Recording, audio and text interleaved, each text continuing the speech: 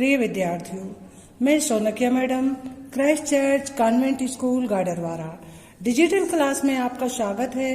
प्रिय विद्यार्थियों, मैं संस्कृत टीचर कक्षा 10वीं विषय संस्कृत। मैं आज आपको प्रत्यय समझाने जा रही हूँ। इससे पहले मैंने आपको कृदंत प्रत्यय समझाए थे, उनके 5 प्रकार आपको बता दिए थे।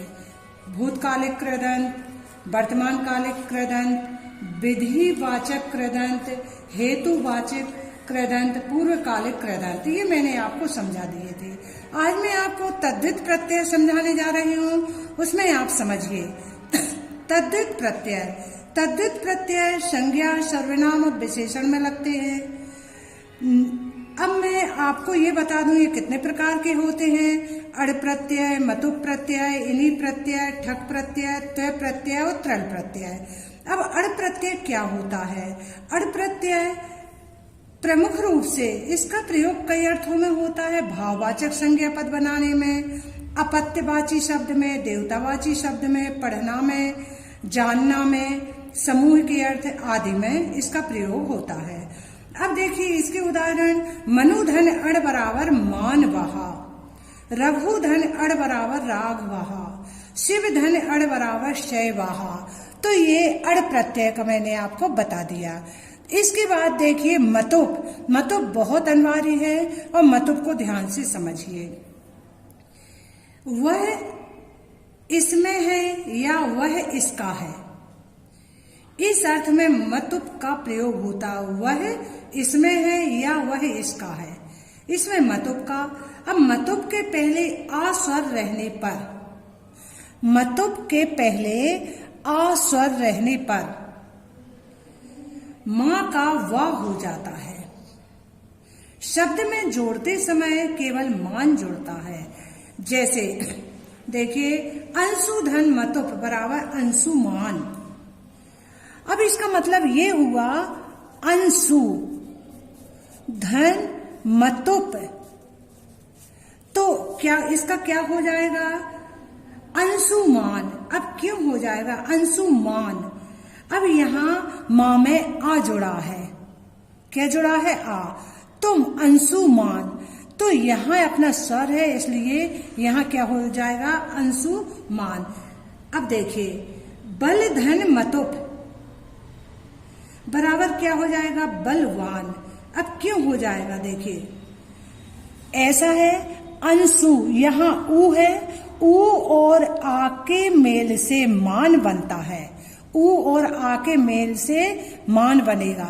लेकिन यदि दिया है बल धन मतुप, तो आ और आ के मेल से जैसे दिया है बल धन मतुप, तो यहाँ भी आ है और ला में भी आ है। आ और आ के मेल से वा बनता है। इसका ये नियम होता है। आया समझ में आपको? देखिए मतुप प्रत्यय वह इसमें है या वह इसका है, इस अर्थ में मतुप का प्रयोग होता है।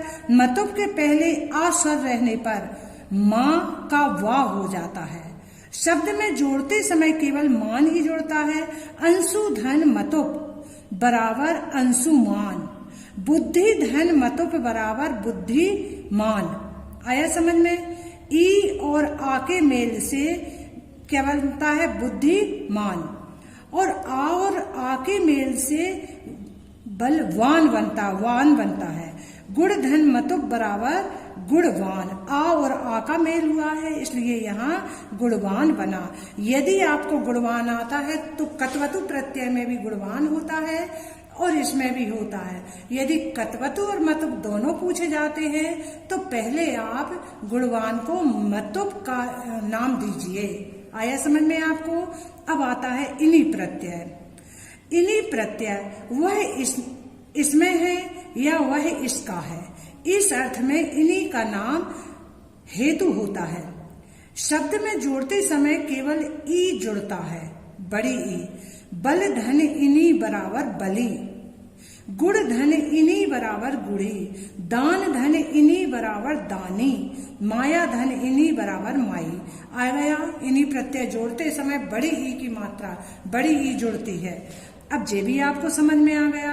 अब ठक प्रत्यय उसे जानता है या उसको पढ़ता है, इस अर्थ में ठक का प्रयोग साहित्य आदि शब्दों हेतु होता है। शब्द में जोड़ते समय केवल का जुड़ता है। क्या जुड़ता है? का। वेद धन ठक बराबर वेद कहा, तो बाद में का जुड़ता है, विसर्ग के साथ जुड़ता है। तो क्या जुड़ता है? ठक प्रत्यय। धातु में ठक प्रत्यय जोड़ते समय ठक जुड़ता है। तो ये कैसे जुड़ता है? ये कहा, का जुड़ता है कहा, यानी विसर्ग सहित जुड़ता है। धर्म धन ठक बराबर धार्मिक कहा।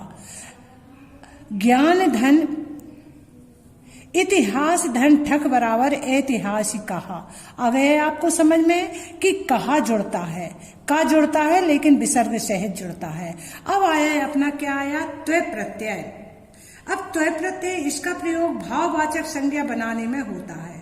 उसका भाव इस अर्थ में त्वय का प्रयोग होता है। त्वय प्रत्यय युक्त शब्द नपुंसक लिंग में होते हैं। जैसे पशु धन त्वय बराबर पशुत्वम, पशु का गुण। गुरु धन त्वय बराबर गुरुत्वम। लघु धन त्वय बराबर लघुत्वम। आया समझ में? गुरु धन त्वय बराबर गुरुत्वम। अब आया है अपना त्रल प्रत्यय। अब त्रल प्रत्यय का प्रयोग कहाँ होता है?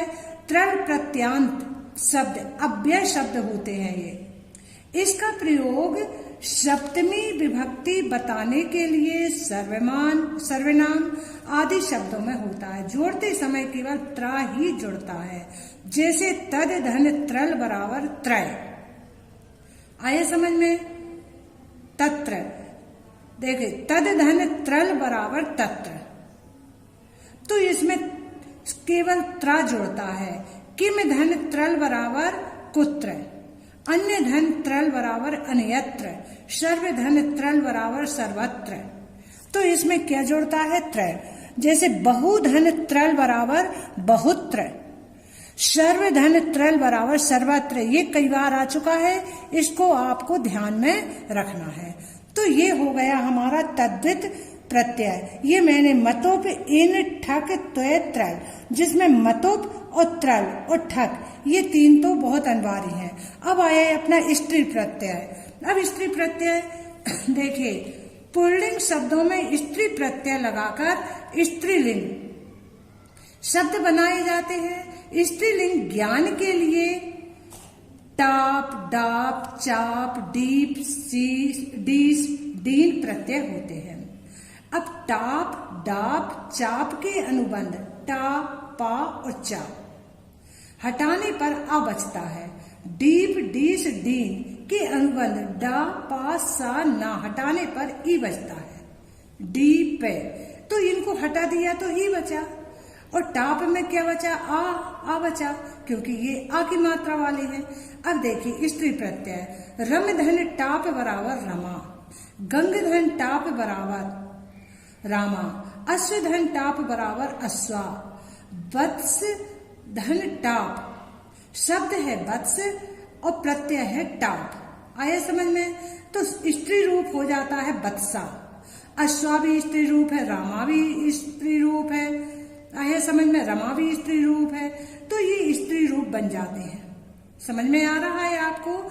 इसमें आता है बालक धन टाप बराबर बालिका। ये कई बार आ चुका है अपना, बालक धन टाप बराबर बालिका। आया समझ में आपको? अज धन टाप बराबर अजा, ये भी कई बार आ चुका है अपना है। बाल धन टाप बराबर बाला, ये भी आता है अपना है। तो जो आने वाले हैं मैंने आपको बता दिए। स्त्री प्रत्यय मैंने आपको समझा दिया। अज धन टाप बराबर अजा, बाल धन टाप बराबर बाला, ये दोनों ही आते हैं। अब डीप प्रत्यय देखिए, डीप प्रत्यय क्या है? डीप प्रत्यय भी मैंने आपको बता दिया है। देखिए टाप, डाप, चाप के अनुबंध में ये होते हैं। अब डीप प्रत्यय के उदाहरण देखिए। डीप प्रत्यय में ऋकारांत पुल्लिंग शब्द स्त्रीलिंग निर्माणार्थम के निर्माण के लिए डीप प्रत्यय का प्रयोग होता है।